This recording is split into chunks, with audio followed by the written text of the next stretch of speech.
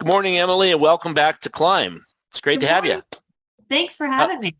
yeah, how have you been? Awesome. I'm doing my very first quarter as a professor of business, and we're getting ready to wrap up. It's week 9, so one more week, and we have completed quarter 1. So I'm excited. That's awesome. Congratulations. Thank So, you. yeah, before you did this professor thing, you worked with pharmacists for years, and you were in hundreds of pharmacies. So how long were you doing that part? I worked with pharmacies for about 12 years. Okay. Yeah. Well, it's great to have you, and I think this is one of these topics that is near and dear to my heart as an independent business owner. Uh, we we started. There were two of us, and so much bigger. We've grown, obviously over the past 24 years, and I know we entitled this session "Running Your Pharmacy Like a Business," and that's probably a poor title because.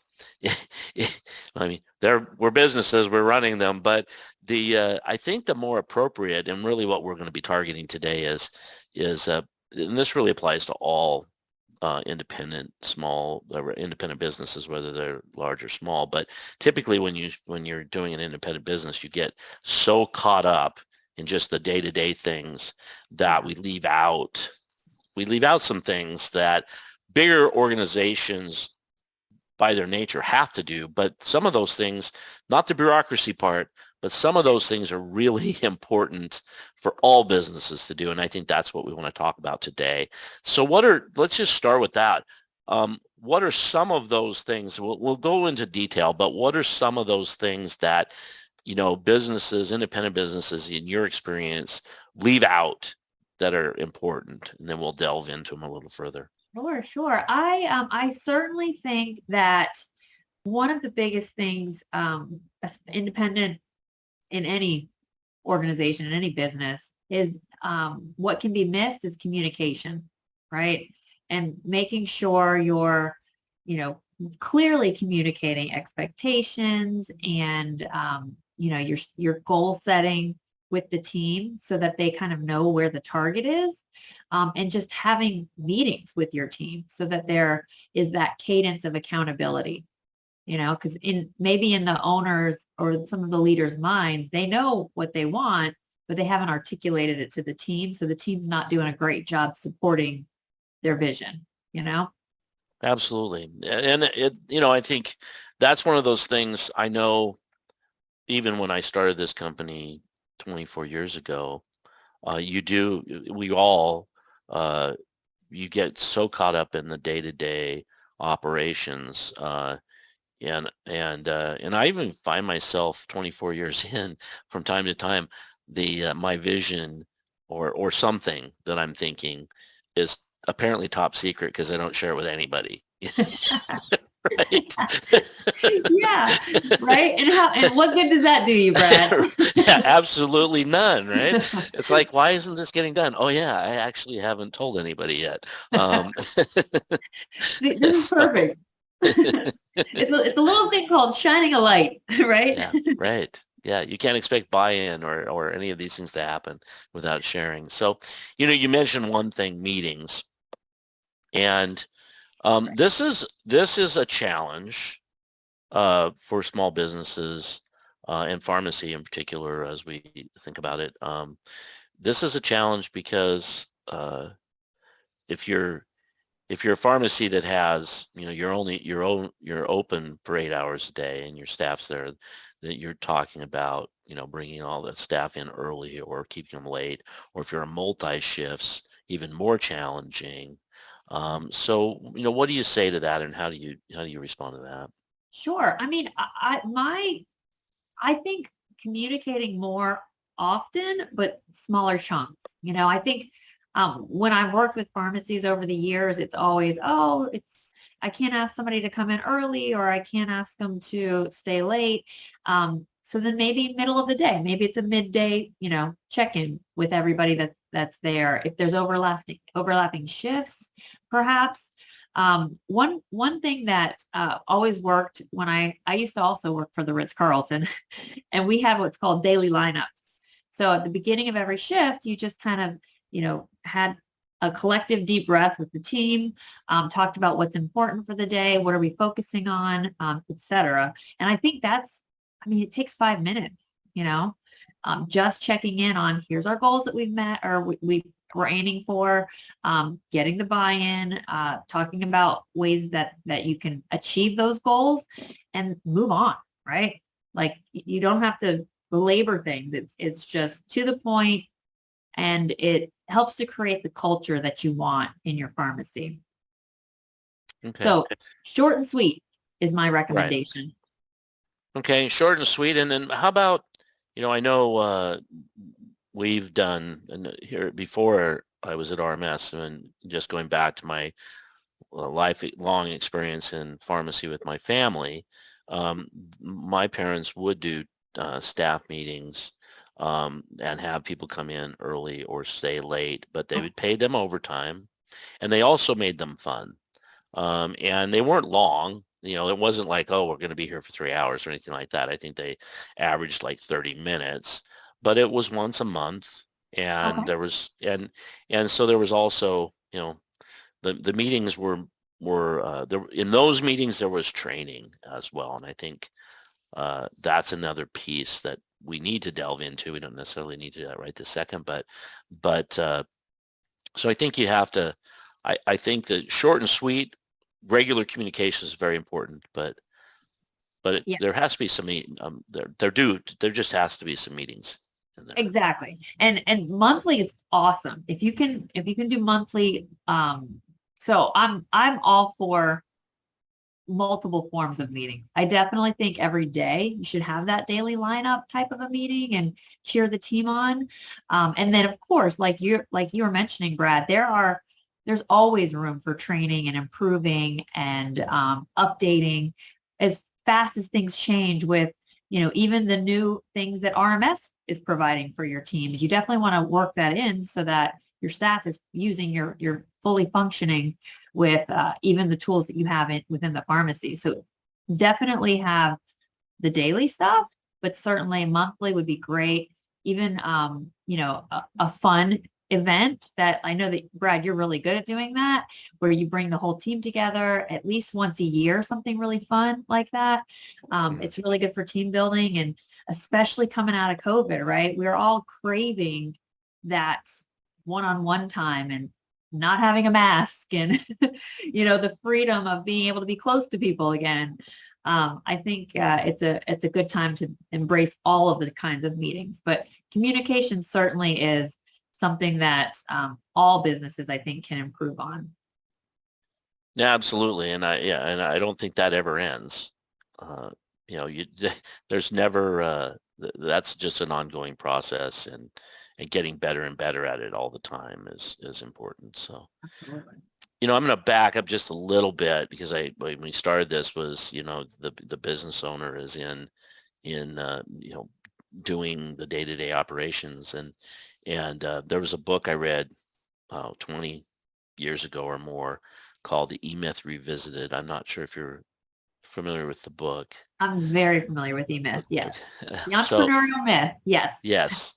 And I always go back to the premise of this, and for those of you who haven't read the book, and I recommend all business owners to read this book, is that this in this book, there was a lady who was great at baking pies, and her friends got her to, start a pie business, and but she constantly focused on baking the pies instead of growing the business. And that's kind of the entrepreneurial myth, is, that you can do this part and still grow your business, but you really have to, as a business owner, you have to teach people to bake the pies consistently, or in the pharmacy world, teach people to do all of these different processes, and that can be, that can be replicated while Absolutely. you focus on building the business. And that is harder than it sounds. I think it sounds hard too, but it's even harder than it sounds. If it sounds hard to you, it's even harder, right? Because Absolutely. I know even for myself, there are things that I do today that I shouldn't be doing, mostly because I enjoy them. But I think we do a decent job of, me focusing on the vision and so forth. But let's talk a little bit about that. Sure. Um, So they, absolutely. So Brad, I love that you brought up eMyth because, you know, you know, operating and doing the things is one piece of it, right? And then you've got to elevate and be the manager, and then you've got to elevate and be the owner, right? So there's these different mindsets that you have to have. And what I think a lot of small business owners, they're busy doing, right? They're in the weeds, and it's hard to elevate out of that to be able to work on your business, not just in it. And I think that's exactly what it comes down to, right? You've got to right, give yourself that brain space to work on your business. And how do you do that, right? Like in your busy, hectic days, how do you do it? Like you just got to carve out maybe an hour whenever you're the most fresh. If that's first thing in the morning when you have your coffee, carve out an hour and you're working, you're doing on the business working, right, focusing, not checking emails and not doing all the things, getting ready for the pharmacy in the day. It's thinking on the business. Where do I want to direct my team? Are there any new avenues we want to seek out? What are some goals that we can set and fulfill? How's my team doing? How am I doing? You know, a lot of that high level only the business owner can do. It needs to be done, right? Because your team can't do that for right, you. right. And yeah, and I think that's one of the things I know a trick for myself is that I put it on my calendar. And so I do actually have time actually on my calendar every single morning for some of these things that I need to do. And that, and I've become, and this is just me, so it doesn't work for everybody. I understand that. But, for me, if it's not on my calendar, it's not going to happen. Yeah. It's kind of the mindset.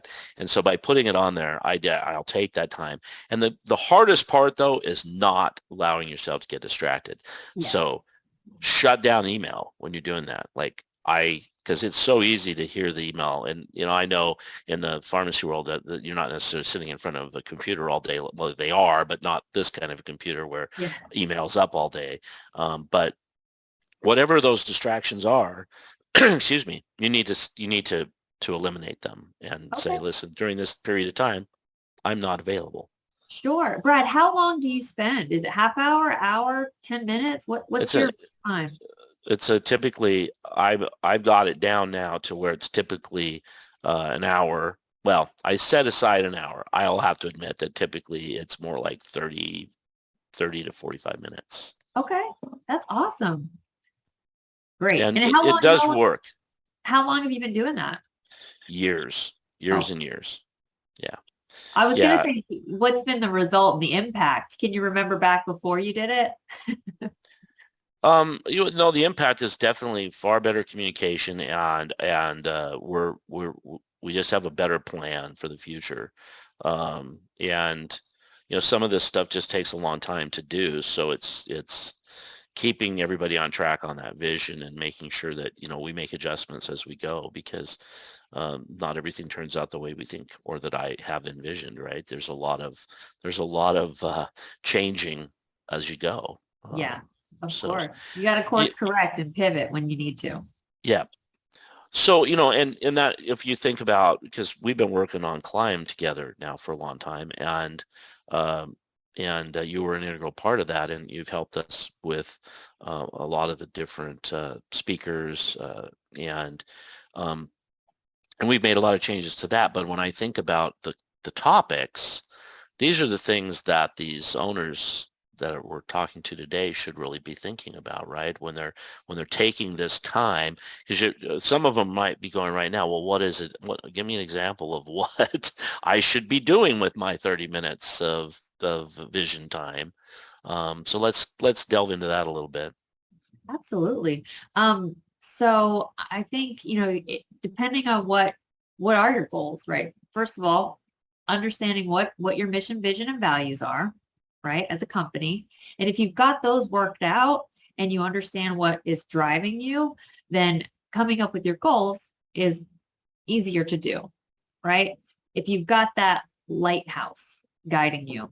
So I think start there if you haven't started there, if you haven't refreshed those in a while, it's always a good exercise to go through your mission, your vision, and your values. And I definitely think that incorporating your team and having your team's input and educating them on any of this, um, when you can involve the team in some of the work that's going to affect them, it just helps with buy-in. So wouldn't hurt to say at your next meeting, hey, everybody, I'm working on updating our mission, vision, and values. I'd like your input. So next week, I'm going to provide you with some ideas that I have, and I'd like to hear what your thoughts are. That's one thing you can do, right? What do you think? I see you shaking your head. I know you want to say something. Well, it's funny because when 24 years ago, when I started the company in 98, at that point, I was 3 years out of my MBA program and at Texas Tech, go Red Raiders. And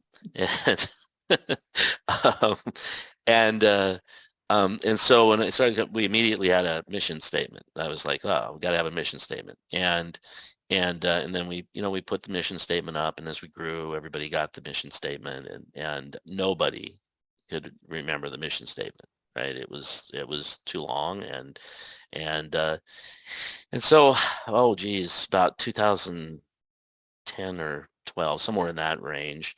Okay. Um, we had 40 employees, and nobody knew the mission statement, and even though everybody had it, Sure. and I was thinking about this and going, I had been to a conference or something, and I was like, this isn't a good mission statement. So we brought everybody together, and we said, we want to redo all of this. And so we came up with making our clients the most profitable and customer centric in the industry. And the thing that we did there was, it was about them, not about us.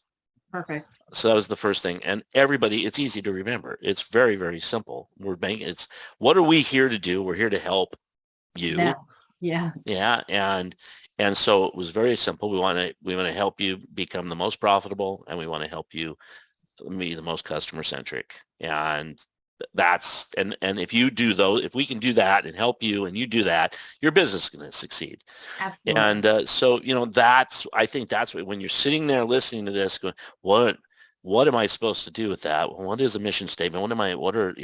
That is where it starts, and so you're trying to help improve patient outcomes. That's one of the things, you probably, but designing it around that, saying, what am I trying to do here? And that's the starting point. And then the rest of it actually becomes pretty easy. Exactly. Um, Once you've got the roadmap, you can start making some of those decisions. And right. then it's things like, okay, so if my goal is to make customers more profitable and more for you, right? So hmm for RMS, it's helping your clients, not your employees, your clients implement things like a synchronization program, you Right. know, Well, and that's etc. absolutely right. That is actually what led us from when we did the webinar, when you do the webinar series, the one you're listening to today. It's not all about us. That's not all about our products and services. It's about, how do we help you become more profitable and customer centric? And today's topic is really about employee engagement, which will and can help you become more profitable and more customer centric because you're more service oriented. So, but I think by doing that, and in my thinking with the pharmacy, I would be wanting to make my patients um, healthier. And it Absolutely. might be as simple as that. But once you've done that, then it really does drive you to open the ideas of, well, if I want to really do that, what are some of the other services I can be offering besides filling scripts and getting Sure. them out the door as quickly as possible? So, I mean, we all know that we want to be profitable. That's an imperative of business. Sure. But what am I trying? What's my picture here of what I'm trying to do? And the pharmacies that I've been going to recently, then there's some of our top pharmacies that are really trying to utilize the system, are utilizing and then trying to improve utilization of our system. They all are, they're all jazzed by helping patients, right? And so I think that, but that makes it easier when you have that. So, I think you're right. I think you're spot on too. And if anyone's really struggling with that, just look at it from the perspective of what's your why, right? You got to start with your why. And yeah, if your why and what gets you out of bed is making your community healthier, then you've got your mission, right? absolutely. So And then it does, then you can start with, you can do the rest of these things. And then when you're taking your 30 minutes a day, that's what you're saying, okay, how am I going to do this? How am I making my community, how am I going to make my community healthier? Well, I want to do these things. I want to do this, this, this, this, and this. And then you get all these ideas. vaccination clinic, Yeah. synchronization, weight loss, smoking cessation. Yeah. Which then goes, and then that comes to, oh my God, I'm overwhelmed. I Yes, it am does. just, oh my gosh, I am just so overwhelmed now. I have all these things and I don't have enough time and there's no way to do it. So let's delve into that. Oh, the overwhelm. Yes. That is, you know, you eat an elephant one bite at a time, right? So the hardest step and the first step is what we've just talked about, understanding what direction you want to go in and deciding, start with one or two things that you're going to implement, right? Because you can't drink from a fire hose. Well, you can, but it's not pleasant, Right. right? So if you can drink out of a straw, let's start with one straw, right? Rather than the fire hose. So pick the one top priority that you have and focus on that. And then start with small goals. Like let's say you want to have 50% of your patients synchronized in 6 months time. So how do you start that? You cherry pick 10 patients. Typically, if they're on 10 or more medications, cherry pick them. The ones that are going to be kind to you as you go through this process, right? Don't pick any grumpy patients. pick, Yeah, pick the pleasant ones and then start with those patients. Synchronize their medications. Get your team used to that. Get your processes in place. Start your cadence of calling those patients and doing that extra touch and that extra love on your patients once a month. And once you've got those patients flowing in a couple months' time, add some more and then add some more, right? And I think if you just really hone it in on bite-sized pieces, not only for yourself, but essentially for your team, um, absolutely. that's going to help them not be afraid of something too, right? Yeah, I think one of the things that hurts uh, leaders and managers when they're trying to implement something new is being too aggressive. Um, and taking too much at one time. It overwhelms the staff.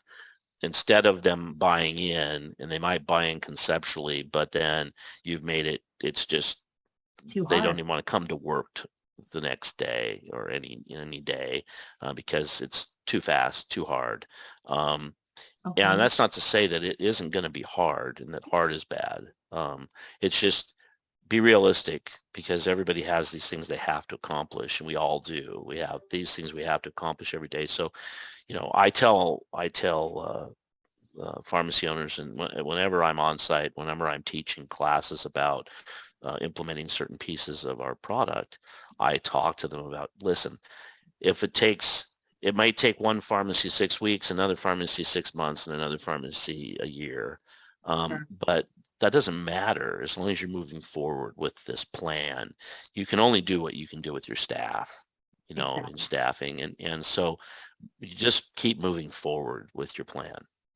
Yeah. And you know what? That's another really good point, Brad, that I think independents, owners of business, that's another thing you need to do in that 30 minutes of time that you're giving yourself every morning is understand, is your employee pipeline healthy? Like, are you going to need to hire um, for some of the things and the ideas that you have to implement? So just kind of having that as part of what you're thinking it through, because you're right, Brad. Like you can burn somebody out and you can lose a good employee if you are putting too much on that employee. And I'm all about productivity. Don't get me wrong. That's definitely the name of the Absolutely.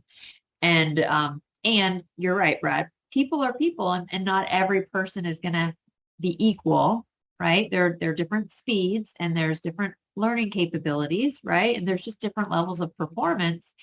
You definitely in the business management world, it's called reskilling.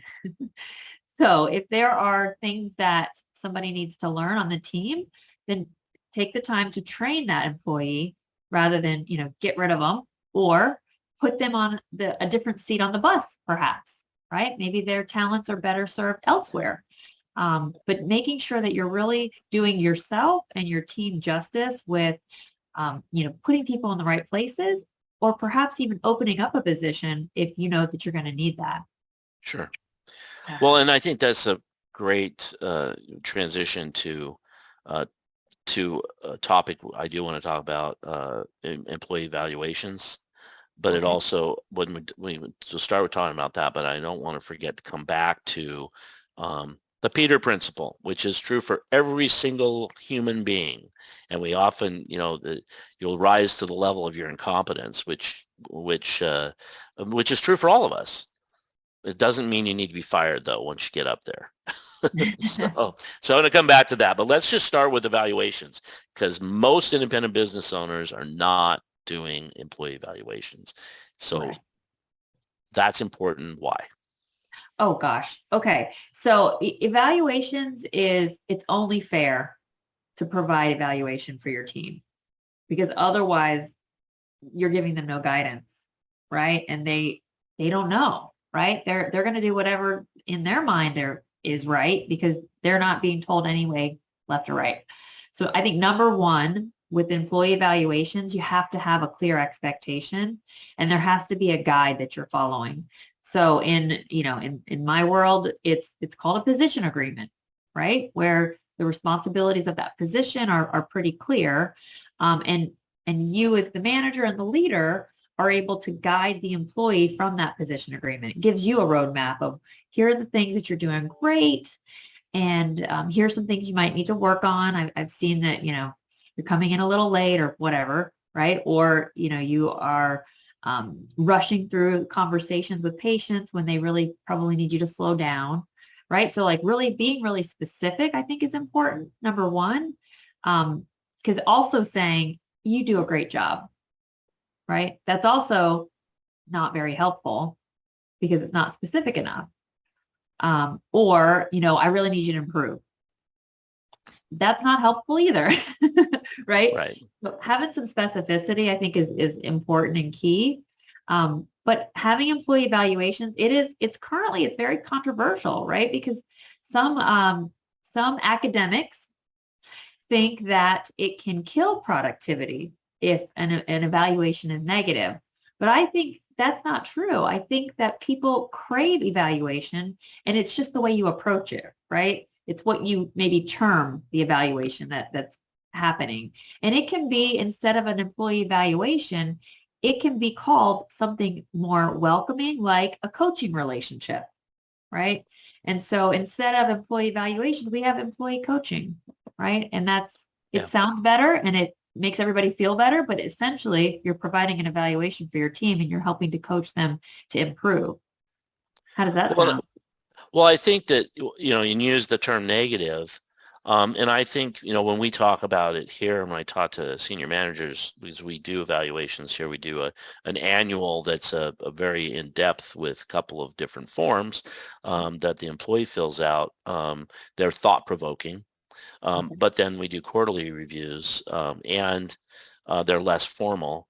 But the negative, it has to be is the approach of constructive feedback. So, Agreed. right, I mean, you can't say you suck, your numbers suck. Well, I'm sorry. That's not very helpful at all, right? No. And it is negative and it isn't helpful.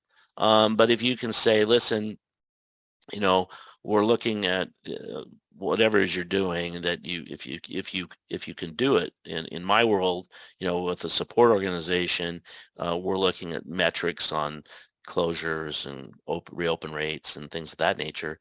And we can say, you're currently at the bottom of the pack. and but there's always going to be somebody there, but you're significantly lower in this area, and I need to see an improvement here. Sure. And then you evaluate, and then at the 3 month point you go back and say, okay, look, there's an improvement. And but you also then, sometimes it's about training, right? Sure. They don't know enough. Their performance is impacted by the fact that they haven't been proficiently trained. So, Exactly. That's and I perfect. and that's how this coaching, this communication, and then from the very beginning of this, we talked about communication. That's where it's important to create this environment of, when you're doing this evaluation, this coaching, it's not you just going, it's feedback open. You're actually created a relationship where they feel they can communicate back to you and say, I just don't know how to do this. Absolutely. And you are spot on. So feedback is essential. And I tell this to students, I teach creative students, right? They want to make movies and they want to design buildings and they want to design fashion. So they did not come to school thinking that business was important.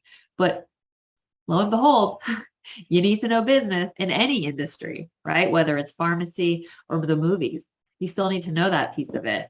So I definitely talk to them even in providing them feedback, right? And I tell them about all the pharmacies that I've worked in and how sometimes we even train the quarter secret, right? Because you want to provide feedback on a consistent basis. And if you're not good at doing it, you have to have some sort of a reminder. And we want it to be positive feedback mainly, right? Because if you're providing positive feedback, then that employee is going to be much more likely to be okay with any corrective feedback that you give them. Otherwise, it feels like you're Right. just picking on them. If they only hear from you when you have something negative to say, they are going to feel like you're just picking on them. So one secret is the quarter trick. You keep 5 quarters in one pocket, and as you go through the day and you're specifically mentioning positive feedback to your employees, you put a quarter in the other pocket. And then you do it again at lunch, you put a quarter in the other pocket. So by the end of the day, you've transferred your quarters from one pocket to the other, and you know that you've done your positive feedback for the day. So that's a secret trick. I like that trick. And I also want to make a comment about this, yeah, because this is one of these things that can be very misunderstood. You're not making stuff up here. Okay. It's you remembering that that there are positive things happening every single day. And so just acknowledge that, so everybody knows that you acknowledge it, and you're spot on when they see that you'll acknowledge the positives and not just the negatives. Your credibility as a leader is so much greater. Yeah. um, this is not about the giving every child a trophy. No, no, That's not what this is. And it's true positive things that happen every single day, and just acknowledging it. So, exactly. Like, I really love how you took an extra minute to communicate this new medication that Mr. Smith is on. Great job. Keep up the great work. mhm. Or I saw that you held the door when you came back from lunch. You held the door for Mrs. Butterball. Yeah, Whatever the case is, short and sweet, but positive. And it's just that hit of dopamine that you're going to be giving to your team, which is going to help improve your culture magically, right? right. Yep. Awesome. Yep. Because you're absolutely, I mean, if all that you ever do, if the only time they hear from you is when something's wrong, when somebody's doing something wrong, that gets old. It does. Yep. And then you And start sounding like Charlie Brown's teacher. Wah, wah, wah. yeah, yeah, absolutely. Right. Mm. So, well, and the other thing I'll comment on here too, because you hear, I mean, everybody in this country probably around the world, but staffing things, they're a problem. Staffing is a problem. And, we all hear how the current generation doesn't stay in the job for very long. But one of the things that many studies have shown this with young people, they want feedback. Oh, yeah. And if you're not giving them feedback, they will move. They Yes. will go somewhere else. Um, And I mean, there are other things involved here, but that's one of the top. Every study has shown that's one of the top complaints by young people when they leave a job is that they weren't getting any feedback and they didn't feel they could grow. So they just moved on to somewhere else. Yeah, Um, so if, absolutely. I that should couldn't be agree with motivation you enough, right? more. Exactly. Hello. Yes, and you spend the time to recruit someone and hire them and train them. By all means, you want to keep them, right? Because it is hard when Yep, yep, if you have a revolving door, that makes things even more complicated. And maybe can help you in that 30 minutes of time think through that a little bit. Why do I have a revolving door? Maybe I need to improve my onboarding, or maybe I need to provide better feedback. Maybe that's some of right. that top level thinking that you need to do as a leader. And sometimes looking in the mirror is the hardest thing to do. For sure. Well, and another thing that even if you're, yes, I know we hire, in the pharmacy world, oftentimes we hire clerks and stuff that are either in college or in high school, and we know that those people, Yeah. they're not seeing this as their dream job. This isn't their lifelong ambition to be in this role, and uh, and whether they're young or not, the thing I always tell young people is you should be approaching, and this is such an important thing I think as a leader, and it'll gain you so much respect. Is I know this isn't your dream job, but you people gravitate to people that are positive. And so when that person comes in the door and you're helping them, look them in the eye and smile. Okay. Yeah. And people notice it because there are so many people that don't do that. And people notice that. And even though you don't want this person to leave, it may open opportunities to them down the road for their dream job.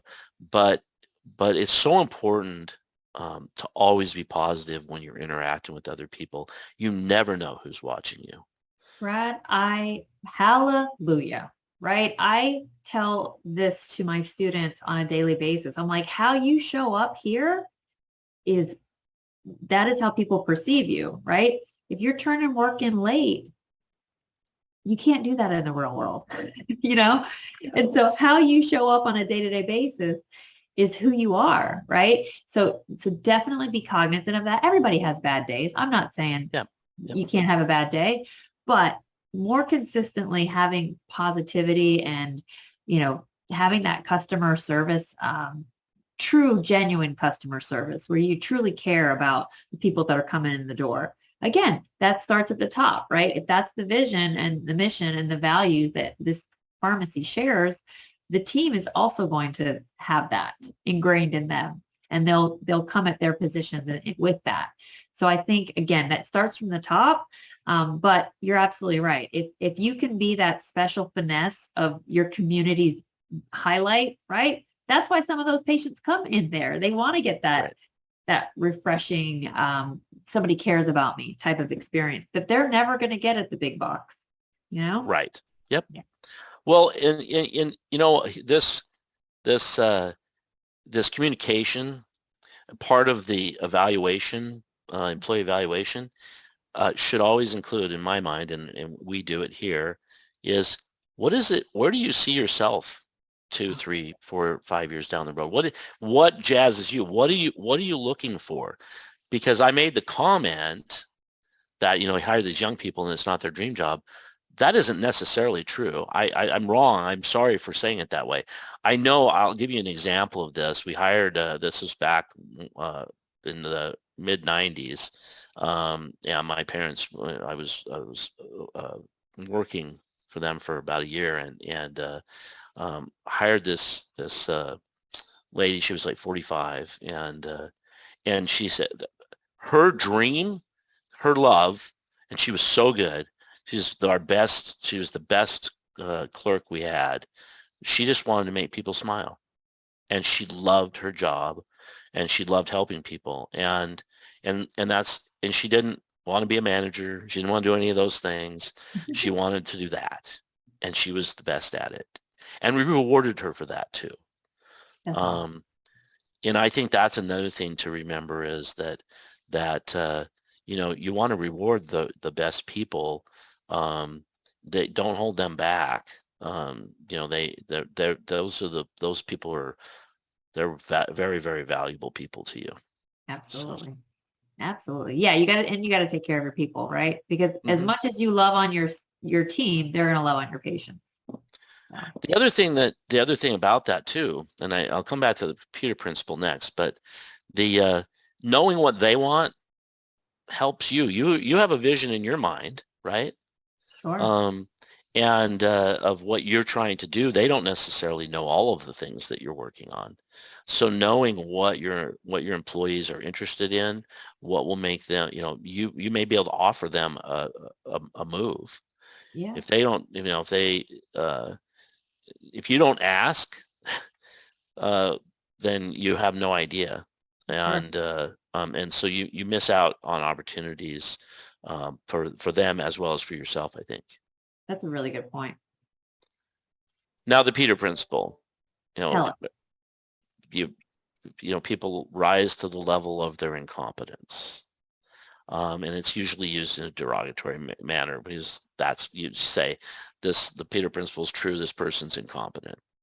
Now, I would argue that as a manager, if you put them there, that the incompetence comes back to you. You should have known that they were not qualified for the job you put them in. Mhm. So there's Yeah, two ways to deal with that. And I think there's one is to give them an opportunity to move backwards, which is the one that I prefer. But there's an ego problem sometimes, and sometimes it just doesn't work. But I guess where I'm going with this really is on you. If you put somebody into a role that they're not capable of fulfilling, you really have to, that should be a moment of pause for you to say, how did that happen? So I don't do that again. Um, because it does take quite a person to be able to go backwards in an organization because it's embarrassing, right? So you really don't want to do that. And if it's a good person because you've promoted them because they're a good, that you really like them and you're trying to help them, you're trying to, improve your business and you think they'll fit and you miscalculate that, you may have lost the person who was great in the role they were in, as well as lost them as an employee completely because their own self-esteem doesn't let them go backwards. And that is a very hard thing to do for anybody is to go backwards. yeah. Gosh, I never really even thought about that. Yeah, to take a step backwards. I mean, unless it's their call, right? Where they're like, Right. I'm not comfortable in this position. I thought I would be. I hmm guess if but together you would be exploring that, right? As And I you're, think I've dealt with it. I've had it happen here at RMS. In one of the cases, um, we had a great relationship where we both said this isn't working, and in this case, female, and she said, yeah, no, I really don't like this job. I would like to go back to my old job, and we were able to make that happen. Now, in awesome. another situation, the person was like, yeah, she wanted to be in this role. She wasn't capable of doing it. It just wasn't working. And months, I waited way too long, lost credibility by not removing her from the job. And so, just, I guess my point is really, that was for me to evaluate how did I let that happen? Because I think I should have known that this really wasn't going to work. And I think sometimes what happens is, the person wants to move forward and you want to help them, but you also know in your heart that they probably aren't qualified. Sure. Um, so anyway, that's just one of those things to be thinking of as a manager. Absolutely. Absolutely. Getting the team right's the hardest thing. Absolutely. Chemistry is so important, right? And it's one of those things. I heard this years ago from somebody. It was actually my former high school football coach going way back, but he said chemistry is one of those things that you know when you have it, you know when you don't have it, you just don't know how to get it. Um, and uh, Brilliant. And right, and I don't know if he stole that from somebody else, but I always remember Steve saying that, and I totally agree. So That's good. I'm going to steal that myself. yeah, it's a good one. So okay, so we've covered a lot of things. One of the things that I do training. Uh, uh, we haven't spent a lot of time on. I'd like to just delve in a little bit on training, and then the way I want to follow up is tools and resources, because I think a lot of people are, are already overwhelmed with all the things we've talked about, but there are tools and resources out there. But before we go to that, let's just talk about the importance of training and what kinds of training we can be talking about. Absolutely. So in terms of training, you can coordinate that virtually, right? You can always do virtual trainings now. You'd be able to do training where you're bringing the team in, like at these weekly, or excuse me, not weekly, monthly meetings, where you set aside some time to spend coaching through a process or refining your processes. You can even potentially bring in, maybe you have some popular products and you want to bring the vendor in to help explain things and do some training with your team. So, I mean, training should be happening constantly, I think, and not like, not that it's the same thing every time. Like you want to mix it up so that you're Sure. not losing people. And you also, as becoming a professor, there are visual learners, there's audible learners. So you have to kind of have what we call it lecture, demo, apply, right? So you lecture about a concept, you demonstrate how it relates to in this case, to your employees, and then you help them to apply what they've learned. So I think if you kind of come at it from that standpoint, your training will be more engaging. Yeah, absolutely. I think another thing that I've found over the years too is you you can't assume. Customer service is an example. That's something that has to be trained. And it has to be trained to how you want it applied. It isn't something that comes naturally to everybody. Uh, reminding people to smile and the impact of a smile. It's it's I, not something. It's not necessarily something that's always on your mind, right? Um, if I see it all the time, and we all see it all the time, but I notice it because I'm so focused on it here at RMS. But I notice all the time when I go into not just pharmacies, but any business. I yeah, notice when people aren't smiling, when the employees aren't smiling. I notice when they don't engage with you, when they walk right by you. The same, I was just at a restaurant the other night, and the the servers just kept walking by our table, and we'd just been seated and nobody's acknowledging us. We oh, were seated by a host and nobody's even acknowledging us, and it's just so frustrating. And yeah, and so anyway, I notice it all the time, but those are things that have to be trained and taught. And and it doesn't mean you spend hours every day or anything like that, but you definitely train a new staff member with the expectations of what you want them to do, and then it does require follow-up, and it requires uh, evaluation. evaluations, right? Absolutely, feedback. Requires feedback. So um, that's so, and there the other comment I was going to make about training is, so customer service is something you all need to be training on, but Sure. then job specific type things too. um, if you've got people putting stuff out on your shelves, you should be teaching them merchandising. Sure. And if you don't know merchandising, then this is going to take us to resources here. Then there are resources out there, videos that can teach your staff how to do merchandising. But so there needs to be merchandising for those people that are doing anything with your front end, Sure. teaching how to set a proper end cap, all of those things. Inventory, right? Like making Yeah, sure. absolutely. Yeah. So, and then you have that staff specific training for how to do how to utilize different pieces of your POS system and all of those types of things. So training is important. Ongoing training is important. And let's jump because we're running out of time here. I I realize I'm already like 5 minutes past the point where I was thinking we're running out of time. So let's go to resources because they're there. Absolutely. So you can clearly you want to embrace all the resources that you have.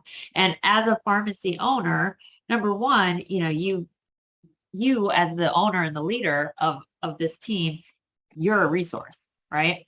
And all the knowledge that you have, like all of the books that you're reading and all the TED Talks that you're watching, that can be something that you can relate down to your employees. I would say even having, I know something that I did at my previous position when I was an employee, we would do lunch and learns. So, if it was my turn to do a lunch and learn, there'd be a book that I could read, and then I would share what I learned with the whole staff, right? So that's like reading a book without reading a book. So you can always do something like that to help with expanding your knowledge, and you would be surprised how many times that book or something that you share sparks an idea of an innovation that you create within your organization.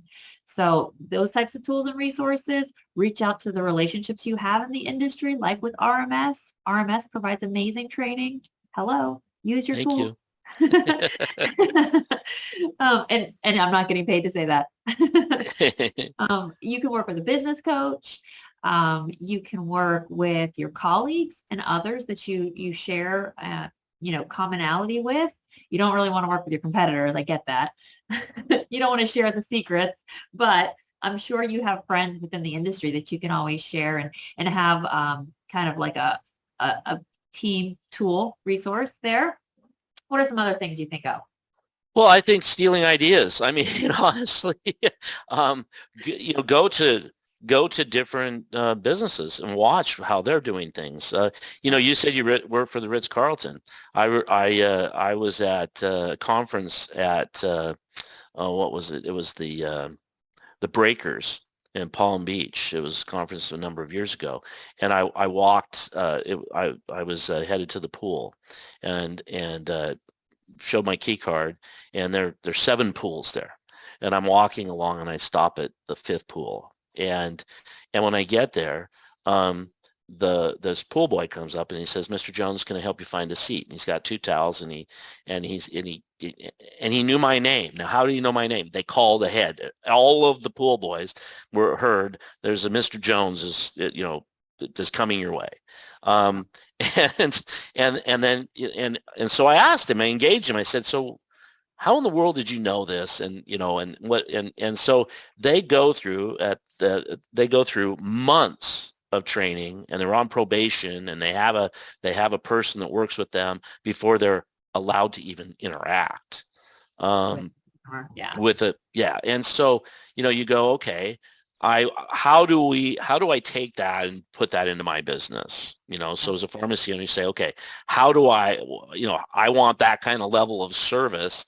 What tools are available to me and how do I go about doing that? So I think it's, you just pick this stuff up all over. Now, one of the things you said was the take, going the luncheon. Um, Lunch and learn. and a lunch and learn. And here's what I'm hearing. I'm hearing this groan from pharmacy owners going, lunch? What are you talking about? Lunch? We don't get to eat. we don't do lunch. And Um, I'm gonna take you really quickly. I know, geez, I just keep going over. We talked about this, but this is too good of stuff. Um, Daniel Pink, one of my favorite authors, because I like Daniel Pink because he uses lots of studies in his books, and so I'm gonna plug his book Drive and his book To Sell is Human, as 2 books that you as owners should be reading, as well as the E-Myth and the E-Myth Revisited. But he was at I can't remember which one of the wholesaler. wholesaler trade shows, but he was at one of them, um, and he was talking about breaks and the importance of breaks for your staff and for yourself. And he used a study out of Denmark, I think it was, where they give standardized tests to students, and they do half the students in the morning and half the students in the afternoon, and it's completely randomized. So one would expect the scores to be the same overall, right? Right.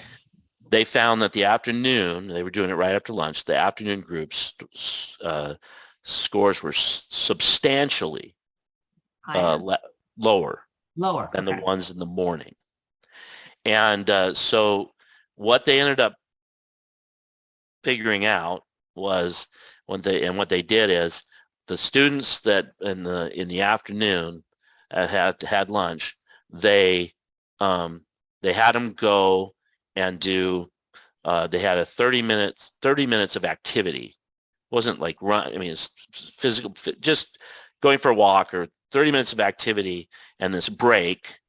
And when they did that, before they took the test, everything standardized. The scores were equal. Wow. Just simply taking, because they had already been, they'd been doing stuff all day up to that point and taking that test in the afternoon. They'd been in classes in the morning, and so giving them a break and having them do something physical, and not, just like a walk, going out on the playground, whatever, made all the difference in the world. That's impressive. See, it's important. It is important. It's so important to take that break. And I know that for myself too. I have to take a break for the afternoon. I'm very productive in the morning.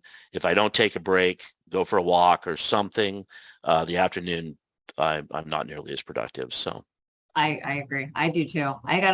Sometimes I even have to have my students stand up because I teach from 2 to 4:30, and that after lunch period, they're like dozing off. I'm like, all right, guys, stand up. yeah, yeah. Oh yeah. Yeah. I think we've probably all been there. Yeah. But it's recognizing that you can actually do something about it, and that your employees need that as well. So it doesn't make them weak, or or bad because they need that break. But the human mind needs it, the brain needs it. So, well, Emily, I thank you so much. This is That was fun. a lot of fun. I think we went about an hour. We were targeting 45 minutes. Sorry, but I hope you got something out of it. I know I always do. So, Emily, thanks. We look forward to having you back in Thank you. 2023. Love it. I will see Congrats you on your anytime. new job too, on your new professorship Thank role. you. That's fun and exciting. So, Yeah, I um, appreciate it. And okay. I'm always looking forward to come back. I love RMS. So, Well, thanks for that, Emily. Have a okay. terrific day. Bye. You too. Bye-bye.